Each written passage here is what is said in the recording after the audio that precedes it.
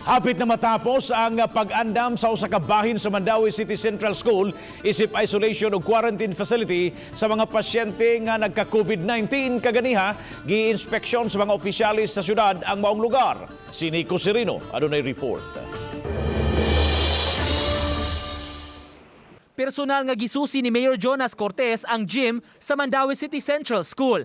Nagpadayon ang pagtrabaho sa dapit aron mamahimong pasilidad sa mga COVID patients. Naporma na ang division alang sa cubicle nga mao'y butangan sa mga hospital beds. Sagad sa mga materyales nga gigamit sa pasilidad, dinunar ngadto sa Mandaue City Government. Gamay na lagpuan ani kay butangan pa manig mosquito nets ang ibabaw no. Nga dili ma-kuan. So Casillas na. Una na hinuon nga gi-andam ang Mandaue City Hospital alang sa mga pasyente sa mga mild ang sintomas. Apan kung magsobra ang pasyente, anha na sila dadon sa eskwelahan. Sa mga severe ang kondisyon, adto sa Vicente Soto o baka sa Eversley na dadon ang pasyente o sa pribado nga tambalanan. Sa Central School, dunay mga medical personnel gikan sa City Health o City Hospital ang maka-duty. satisfied ko. Kadiyot ra kining pila pa ni kadlaw. Last Thursday pa ni. So kusog kayo ang kuan niya.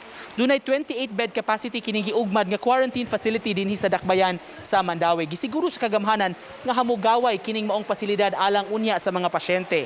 Dako-dako ang espasyo sa usa ka cubicle sama ni atong nahimutangan kundi balik usa ra ka hospital bed ang sulod niini. Duna say proper nga ventilation ug suga indicator kung doon na may gikinahanglan ang pasyente nga magtawag siya sa health personnel. Ang matag cubicle dunay buzzer nga mamahimo rang pinduton dayon sa pasyente kung doon na sila gikinahanglan. Gitarget nga Mahuman sud ning si Manaha ang pasilidad nga magamit na kung gikinahanglan. Uban ni June Sulod, Nico Sereno, Balitang Bisdak.